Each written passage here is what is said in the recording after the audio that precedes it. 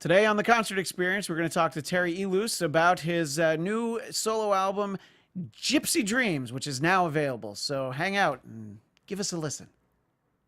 You're tuning into the destination for TV superfan discussion, AFTERBUZZ TV. And now, let the buzz begin.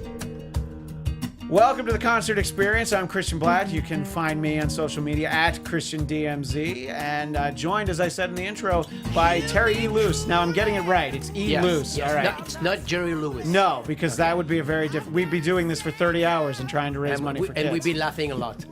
Hey, yeah, Hey, but yo! lady. But great. Thanks so much for joining us here in the studio. I always appreciate it when somebody takes the trip to beautiful, scenic downtown North Hollywood. So we're going to talk to you about the new album, which we're listening to, Whole Lot of Love. Let's shut up for a moment and just enjoy it. Make sure people hear a whole lot of love.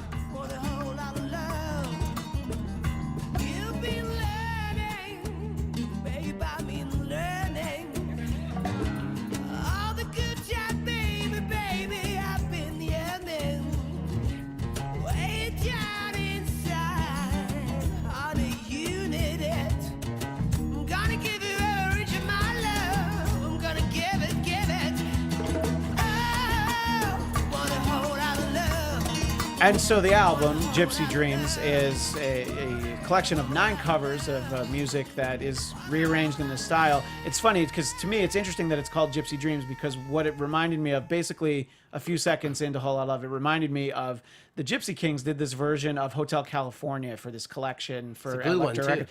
I'm not gonna lie, I like that version of Hotel California better than the Eagles version. So it's a very controversial standpoint. You don't have to stand by me on that. And I was just like, oh yeah, and I always liked that idea of just rearranging it like this. And so you have some great songs on here, and then a lot of them, they kind of make sense. The collection, you're gonna have Led Zeppelin, sure, you'd have Rainbow and Def Leppard and Black Sabbath and Christopher Cross, which is an interesting choice, and the Doobie Brothers. So talk a little bit about the collection of songs and where they came from, sort of why you chose these 9 specific songs. Well, a song brings you back to a certain moment in time. If you think about it, a moment where you're happy or sad or whatever. And when I made the selection of songs, I remember certain specific songs, like, for example, the Don Henley song. Boys of Summer, yes. Yeah, Boys of Summer. I remember being in Spain when I was a kid, and because as you can tell, I'm not from here, right? Right. You sound to me like you're probably from up north, Northern California. Yeah. Yeah, boy. I'm actually from the south, boy. Yes, you grew up in France. I grew up in France and Spain. And Spain. Yeah, my parents, my dad was a Spaniard. Okay. And my mom is French. She's actually from Africa. And so anyway, I grew up with that type of culture. And I remember being on vacation with my parents, and I fell in love with this beautiful Swedish girl. And for the entire summer, I tried to convince her to do things, good things, by the way. And nothing happened. It's just, she was too tall. I'm kind of short. I can definitely relate you to relate that. to that. We have that in common. Yeah. So she was gorgeous, and I remember watching that in 85, 86. I watched the Don Henley video, and immediately I thought it brought me back to that time when I was a young kid and trying to chase that love, and that didn't happen. And the lyrics, of course, were very similar to that. So when I made the choice, the selection for songs, I immediately thought of Don Henley, Boys of Summer. Yeah, no. I mean, and it's a great song. And, there's I didn't do smart research. There's a popular version of that's been covered in the last few years that you'll hear a lot. And, it's such a great song. And it's funny because you can present those emotions in different ways. There's obviously the original Don Henley version, and we're hearing a little of it for our listeners and viewers right now, a little bit of Boys of Summer. And, it's just, there's so much emotion to it, though, is the point. And you sort of present it in a very different way. Well, music is about emotion. Yeah. I mean, it's about feeling something and making sure you can share that with your audience. That's what it's all about. We have to be in touch with the audience. So music is all about emotion. Whatever type of emotions we're talking about could be anger, or could be love, could be whatever. You have to be in touch with the audience and in touch with your emotions. Yeah, and it always has this sort of somber sound to it, you know, Boys of Summer. It's always sort of looking back wistfully. Maybe it's because of, you know, a young lady. The lyrics, yeah. Maybe it's a young lady that you remember not being willing to do things with you, or, you know, just summer. You know, I think, like, if you hear this song in the winter, it could just make you sad if you live in a part of the country or part of the world. You know, if you live in Russia and you hear this song in the winter, you're like, oh man, summer sure was good. But, Yes. you know. If you live in Minnesota. Yeah, right. In Minnesota, you just like, you turn the song off. You're like, no, it's too far away. I can't even think about it. Though I like Minnesota, actually. Yeah, I have some great friends that live in Minnesota. Yeah, It's a great rock and roll town, Minneapolis. Minneapolis is great. Yeah. So it's just cold. So I guess, you know, It's you bloody go inside, cold over there. I mean, it's like, you go oh my inside God. and you learn how to play some music, because what else are you going to do there? So yeah, I mean, that's a great song, and obviously Peter Gabriel, In Your Eyes, is already just such a well-known emotional song. I mean, it gets used in movies all the time, but you also rearranged that for the album, which we're talking about. I gave it Gypsy more of a Dreams. flamenco vibe. Yeah. You know, Christian, I grew up listening to all kinds of music. It was very diverse. My dad used to tell me, you need to listen to this, you need to listen to that. My dad was a guitar player, a jazz guitar player. So he imbued me with a love of music. He showed me diversity. And I grew up listening to flamenco, of course, in Spain, you know, flamenco, then rock, then anything, you know, and I realized you have to mix things up, you know, and that's what this album is all about. Yeah, no, and it's great. I mean, and I just, you know, a little bit later, we're going to listen to the tribute to Chris Isaak, Wicked Game, which is a great song. And I mean, he's a fantastic musician, but that's probably the song he's best known for. You know, I think that was like 1990, I want to guess. 1990, when I was 15 years old. Oh, okay, yeah.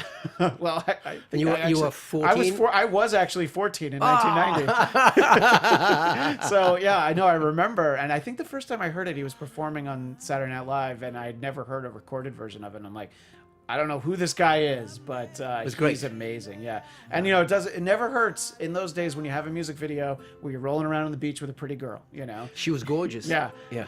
I hope she still is. I'm sure she Yeah, still she is. is still, you know, she's a beauty. Yeah. So we'll talk a little bit more about some of those songs, and we'll give a little bit of a listen to it. But I want to talk to you about some of the people who you collaborated with, because, you know, your day job, your other job, you're the singer for Great White. So as you're putting this album together, who are some of the people you worked with? I was very fortunate to work with some great Spanish and flamenco musicians that are very well known in the Latin community. You know, on guitar we have Luis Villegas. He's a Grammy-nominated guitar player. Ben Woods on guitar also. Jose Garcia is a guitar player from Tecate, Mexico. Great singer also. Miguel Paganini on bass. Mike Bennett on cajon, Al Velasquez also on cajon, and now I could Jesse pretend Stern. that I know what cajon is. And A just move cajon on, is a but- little box. Okay, for you guys out there, a cajon is a little box. Like a little box, this size. You know, you can sit on it. Actually, you're supposed to sit on it, and you tap. Oh, And you okay. tap, and you have, depending on where you play, when you tap, you can have like a snare or a bass drum, or almost like a bass drum or a snare. So, Okay. you know, if you think the kids in Africa, in Spain, they used to sit in a little box and play like that. Well, that's basically what it is. Yeah, like growing up, you know, in New York, I would see, you know, you'd see Yeah, kids there you go. playing a white bucket, basically. And Well, it's a it's a modern white bucket. Yeah, right, exactly. So, and I mean, obviously, yeah, I've certainly seen that now that you describe what it is. I did not know that that's what Cajon, it's yeah. called, the cajon. But that's obviously a very important part to this kind of Not sound. to yes. I'm sorry. The cajon is an important part to the sound for Yes, this it's kind what of album. a flamenco player use all the time in Spain. They use a cajon. They use other things as well, different percussions, but the cajon is a main instrument. Now, you've said about this album that it's the start in a series of different projects you have in mind for the future. Can you say anything about some of the other ones, or that you're just getting started with this one? I'm just getting started. Right. Now, do you tour for an album like this, or just do a few shows here and there? I know that Great White, of course, still tours very vigorously, which is great that they're still able to go out there. But are you doing a lot of shows to promote this? When the schedule with Great White allows it, yes, I will be doing shows with the guys. The flamenco guys. My main priority, of course, is Great White. Yeah. We do a lot of shows. We have a new album coming out June 2nd. June 2nd, yeah, I saw that. And we're very fortunate to be still selling out. It's pretty amazing. The band has been around for 34 years now, and we still sell out. I mean, we did a show last week. We did a show the week before. We had like 4,000 people, and there were 3,000 people. I think it's amazing, because in today's music has changed so much that that there's still obviously people still have an appreciation for look, it'd be a lot of people that are my age that liked all this music when they were younger, when they were 14 and 19. When you were 14 and 15, right? Yeah, right, exactly. When we were basically the same age, and but I think that kids today still find music like this, and they're like, oh no, I do like music that it's not all. Look, my daughter likes it. Yeah, not to disparage, pop musicians. That's great that they do it. It's great that Justin Timberlake does what he does, but not everybody likes that. Not everybody wants to hear that all the time. So the idea that these bands are still out there is very encouraging. Because we do a lot of shows all together with other bands like Slaughter or Vince Neil, Motley Crue. We do all our shows together, and we pack the venues. I mean, it's packed. Rat. We just did a show with Rat. The show was sold out within 45 minutes or something. It was ridiculous. I'm like, wow, so we do pretty well. And the classic rock is still around, I mean, I know people think, oh, those guys are older, but we're doing all right. There's an audience for that. And the funny thing about it is parents bring their kids. I see a lot of kids up front. My daughter watches Glee. Remember the TV show Glee? Yeah, sure. I love I used to watch that show. I love Glee. And she sings Journey and all those songs. I'm like, really? You like that? She's like, yeah, Dad, don't stop believing. I'm like, oh, wow, and, Yeah, no, I mean, a couple of my favorite performers are Alice Cooper and Kiss, and whenever I've seen them, there's always so many kids, and I'm just like, that's great, though. 15,000 people. Yeah, exactly, and it's just like, my son's only 2, so I haven't brought him to a rock show just yet. But, 5 probably, just waiting for the right show. So, but anyway, I did want to mention... Slayer would be a good start. What's that? Slayer. Oh, yeah, absolutely. Yes. Especially if they're going to do, all of Seasons from the Abyss or something. That's a good start. Yeah, I think that would be good. I brought him to one baseball game, and we had these headphones on the whole time. Pretty loud. But he hated them so much. We're like, all right. Yeah. And then he fell asleep. I don't know how you can fall asleep, but, that's probably what would happen. But anyway, I did want to mention, so all your social media. So... And it's Terry Ilous because people are listening on iTunes, so they don't necessarily see the little flashes. Terry Ilous or Terry who? Yeah, Terry Ilous. Terry Ilous, or is it Ilous? Ilous? Yeah, see, I had it right the first time, and now I've panicked. It's a Spanish word, you know that. It's a Spanish name. Yes, Ilous, and that's Twitter. It's at Terry Ilous. Instagram is the same.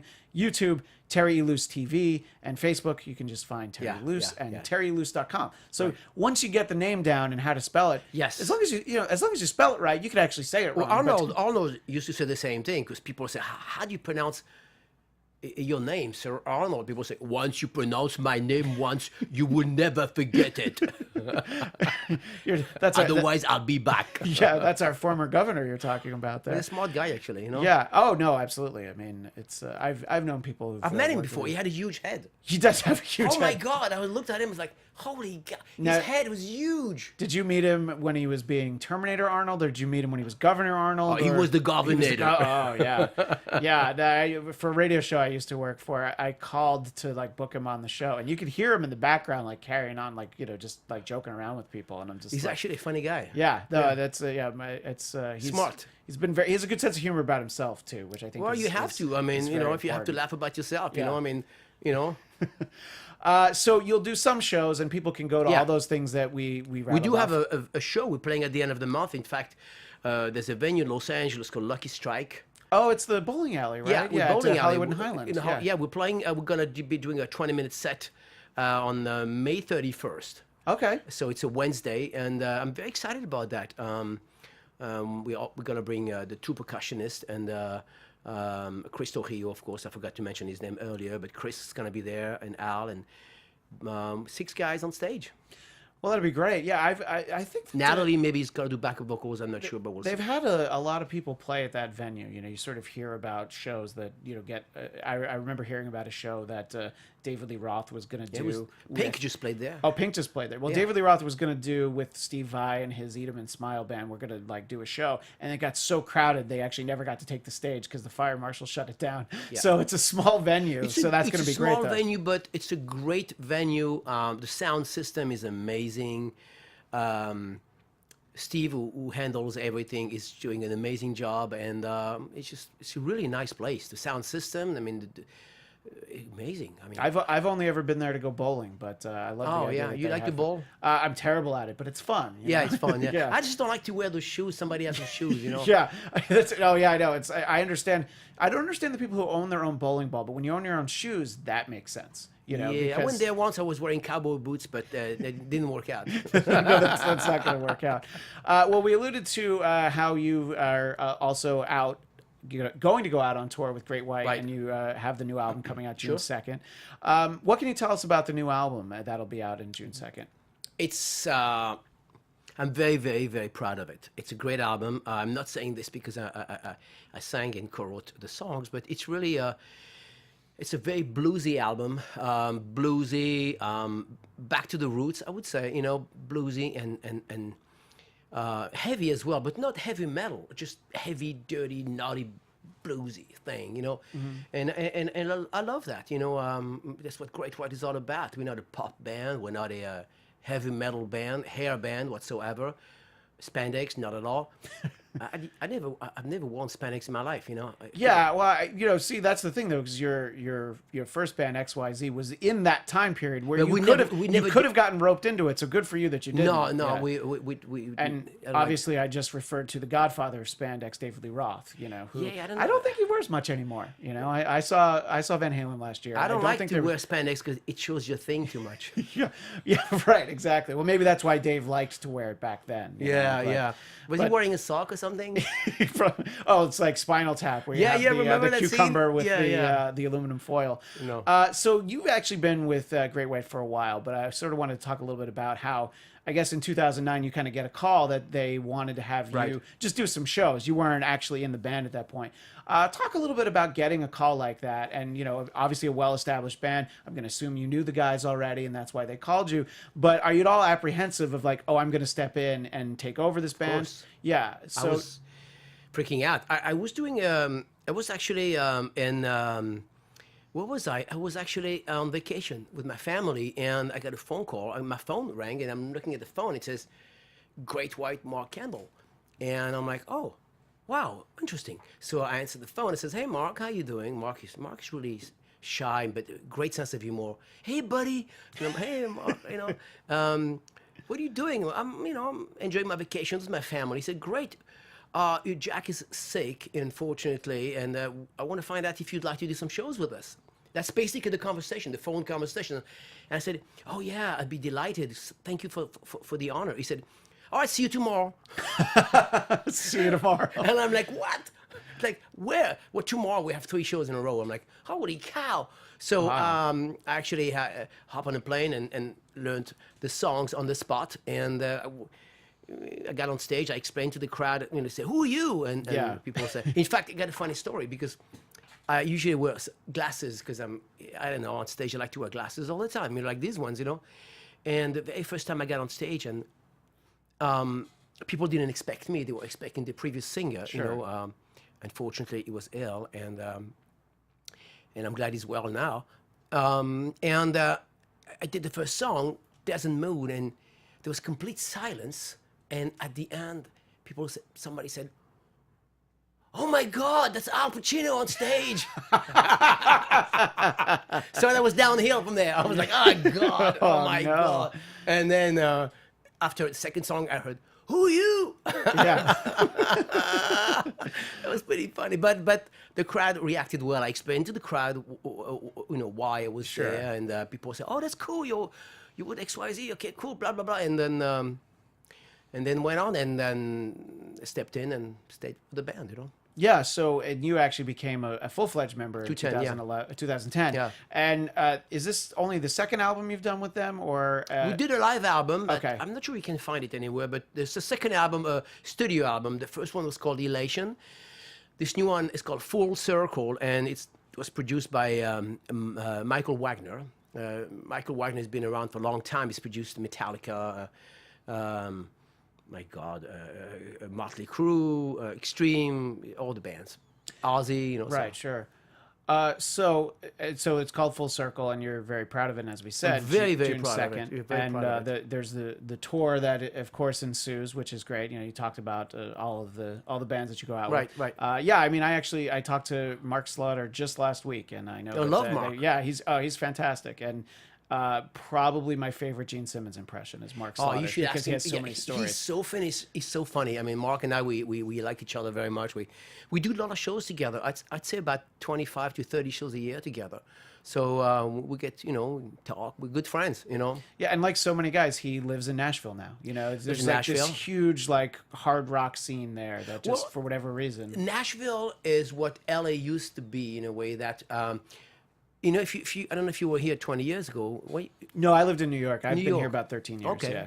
Well, 25 years ago, Los Angeles was the mecca of rock and roll, of any kind of music, basically. Sure. The Roxy, the Whisky, all the clubs. Orange County, we used to call it the Orange Curtain, all that stuff, because going there and playing there was like forbidden, But actually, the clubs were the Marquee, remember the Marquee, Jezebels, all those clubs were fantastic. And anyway, we used to play those clubs because there was so many fans and things, and then things started to change. The clubs died and everything, and now it's all gone. There's nothing left in Los Angeles. If you want to play, nobody's gonna come and see you. It's expensive and things. So musicians moved to Nashville.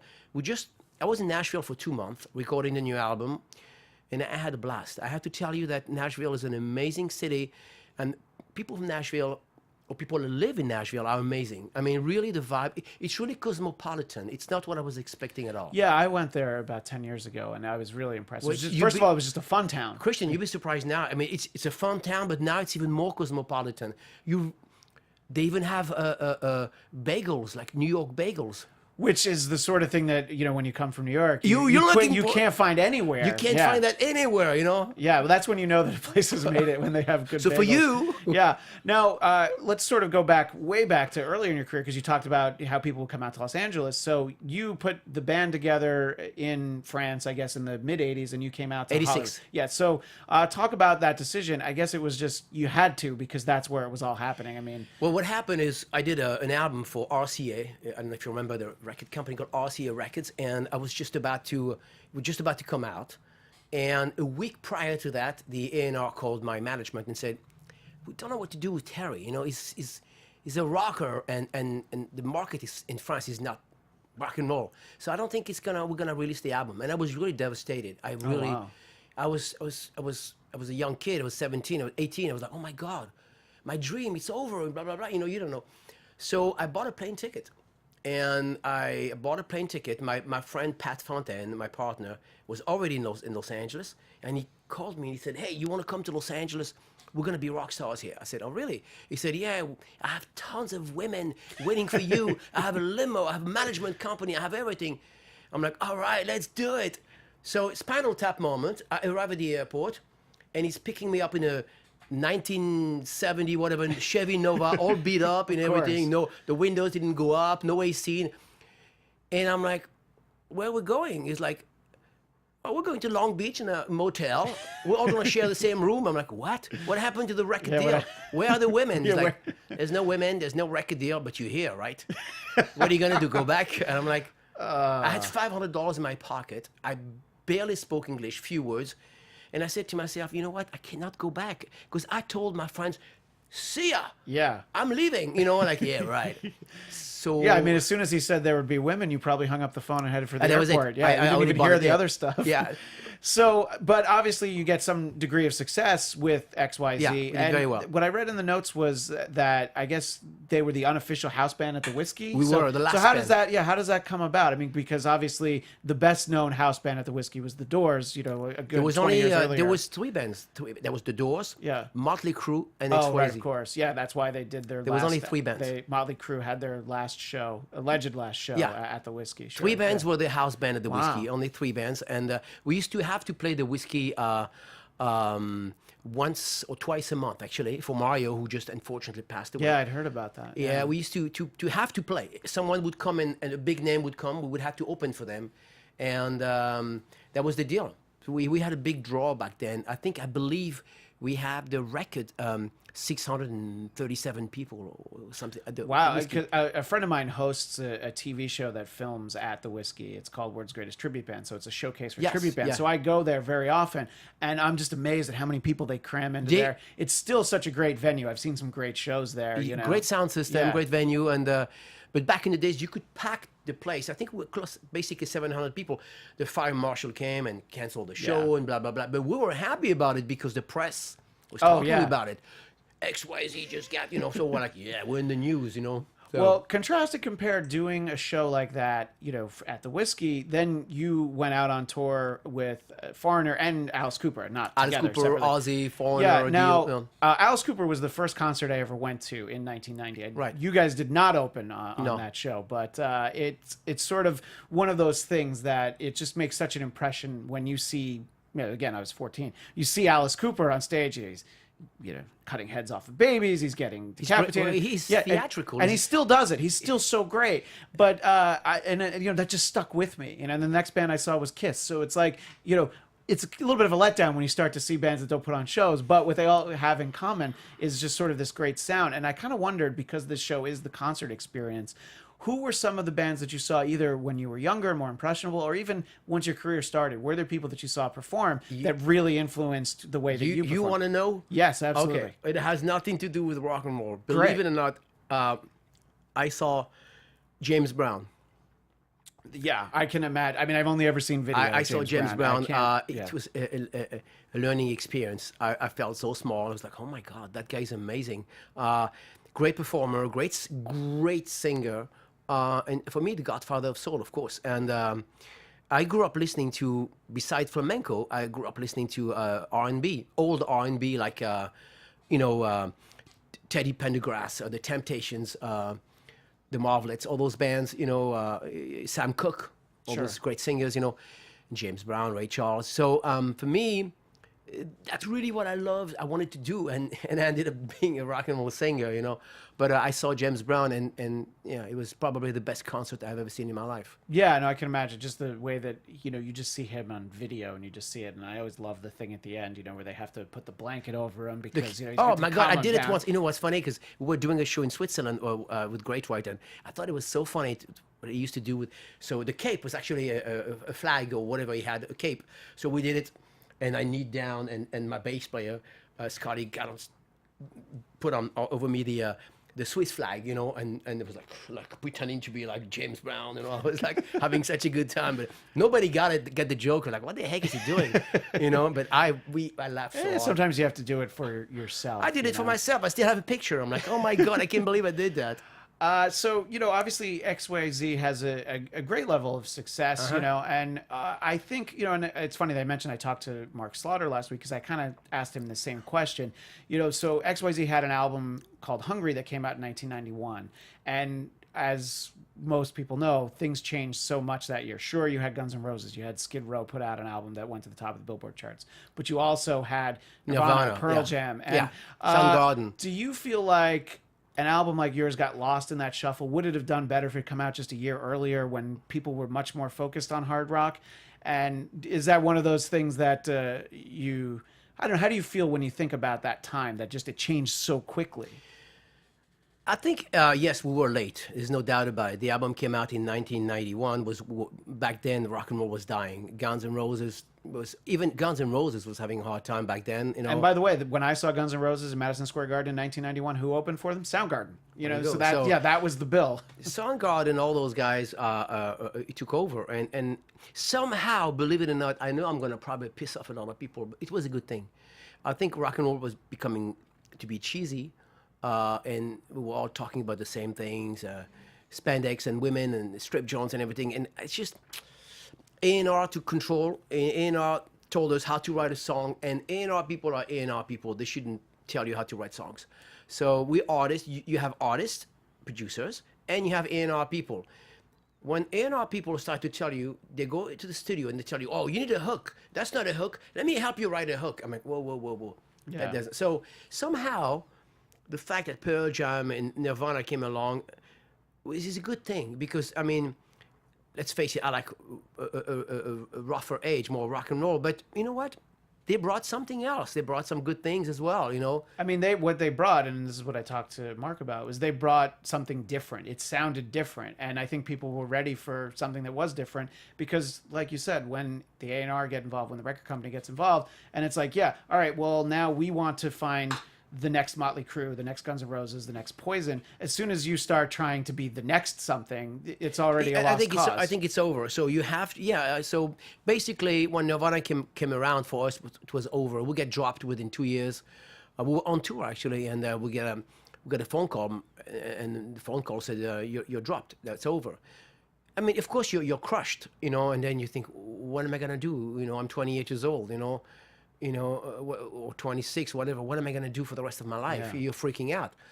And the money goes fast, you know. So, but it's life. You have to reinvent yourself. As an artist, I think you have to reinvent yourself. You have to be able to dig in and say, all right, this is where I am today, and I have to do something different. You can't repeat the same things over and over again, and you are never going to grow. An artist has to grow, you know, just like a person, just like you have to grow musically, spiritually, you know, you have to grow. So you have to find ways to do the things you love, but in different ways. You know what I mean? Right. And so it's what like sex. did you... Right. Exactly. You always look for the different ways. It's like in the different positions. So what sort of different positions did you find yourself doing sort of, you know, in the few years after that, at that point, you know, before, you know, between that point and hanging out with the guys in Great White and ending up joining the band? Actually, I was broke. Right. I'm not ashamed to admit it. I had a lot of money. Pat and I were smart. My bass player were very smart.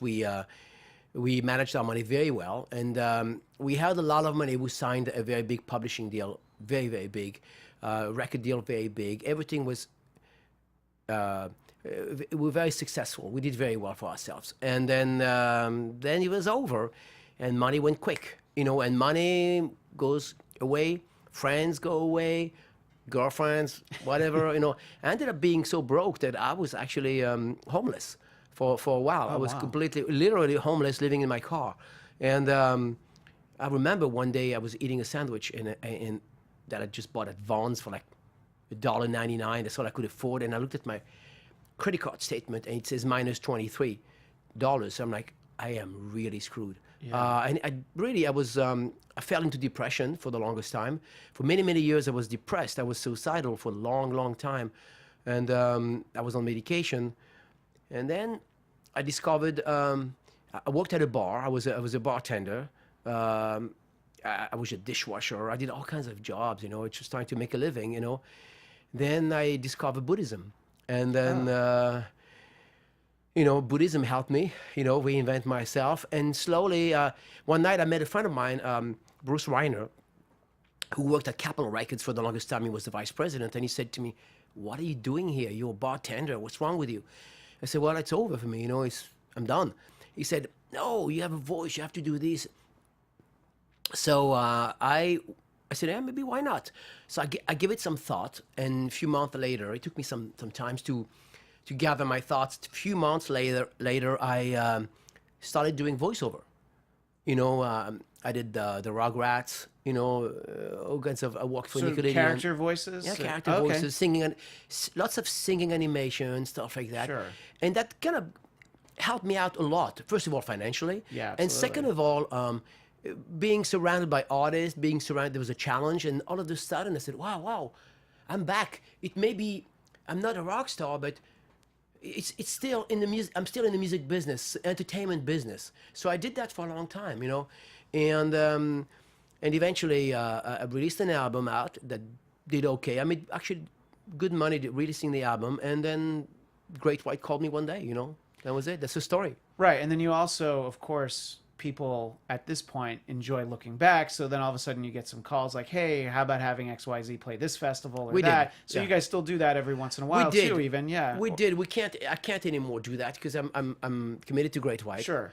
So I can't do XYZ at the moment, unfortunately. But that was for fans, certainly you know. something that happened, you know, up until that point. That you know, that's probably right around the time, you know, the mid 2000s. People started Yeah. to think like, "Hey, all that music from the '90s sure was It's fun." exactly what Yeah. happened. And then, you said it right, Christian. Around 2003, 4, people started saying, "Hey, man, I miss the good Yeah. old days. You know, I miss the good old days, boy."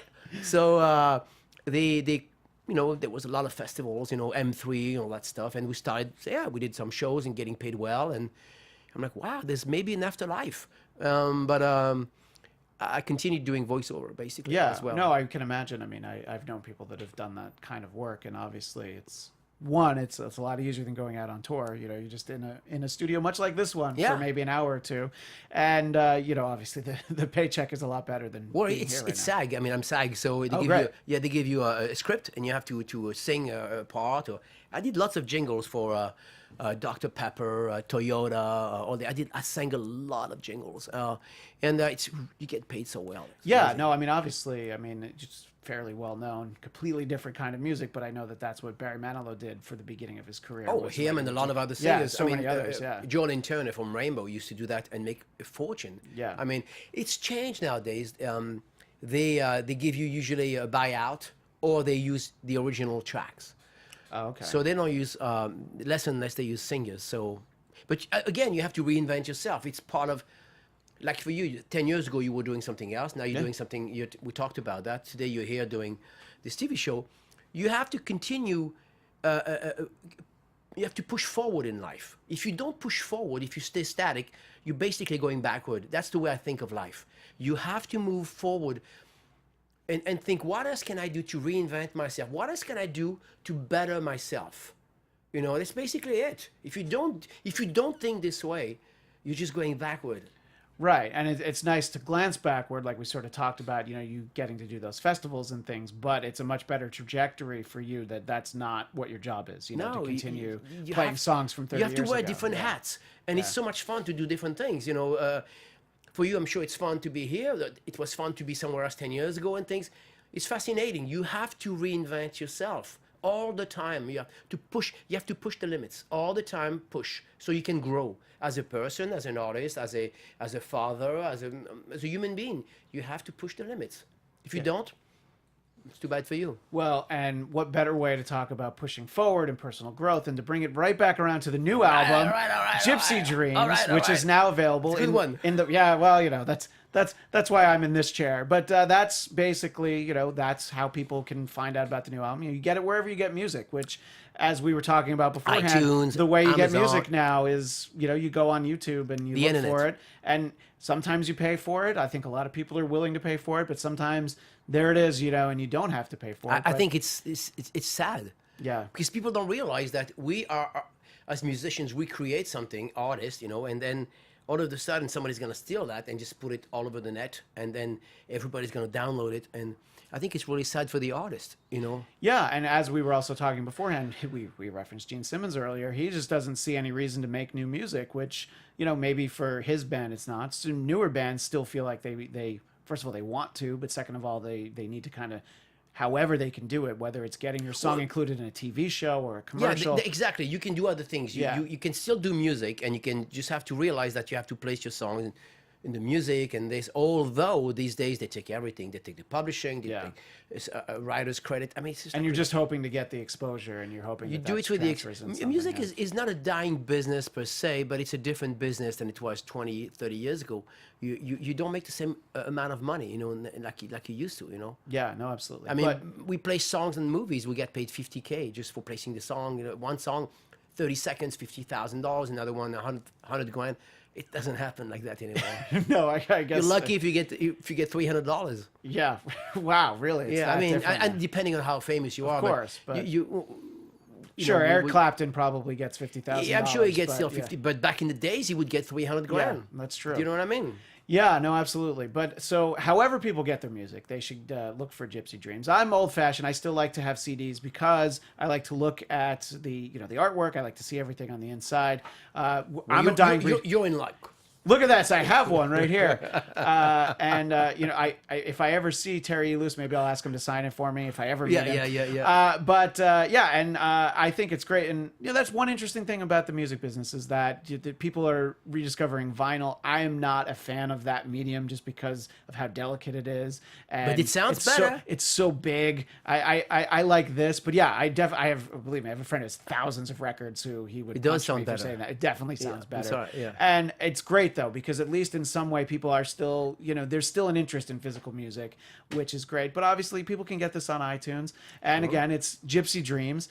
And I'll run through all the social media, Terry Ilous, and it's TerryIlous.com, at Terry Ilous, that's Facebook. Well, that's just / Terry Ilous on Facebook, at Terry Ilous on Twitter and Instagram, and Terry Ilous TV.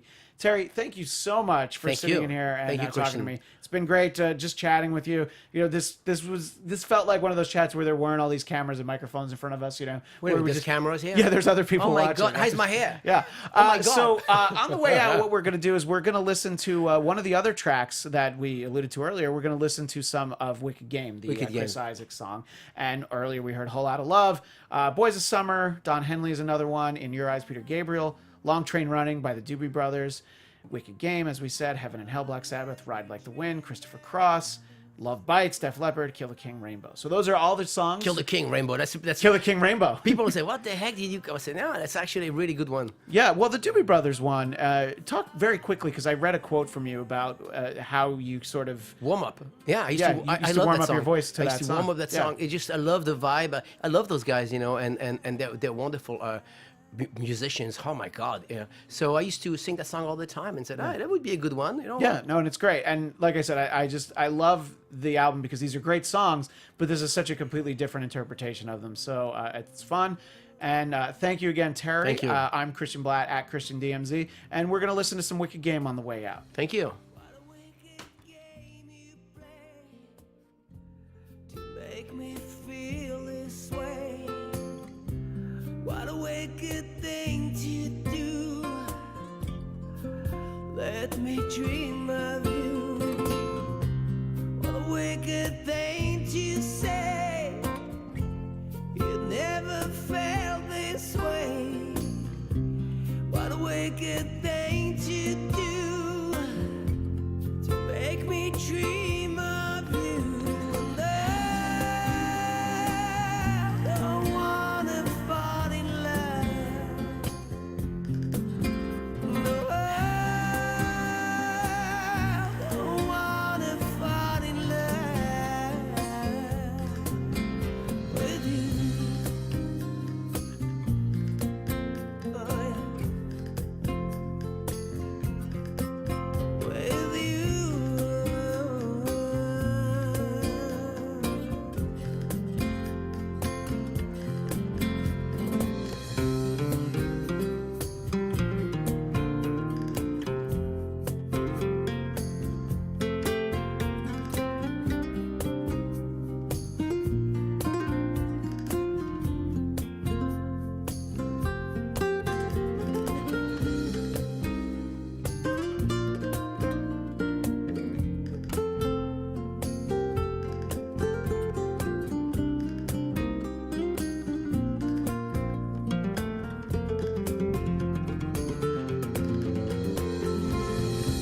What a wicked thing to say. You never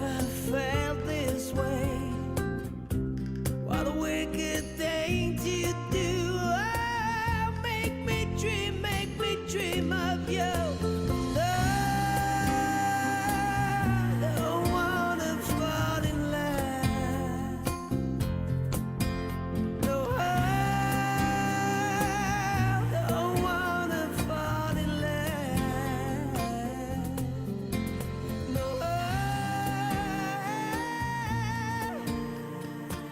don't wanna fall in love. No, don't wanna fall in love. From executive producers Maria Menounos, Kevin Undergaro, Phil Svitek, and the entire AfterBuzz TV staff, we would like to thank you for listening to the AfterBuzz TV network.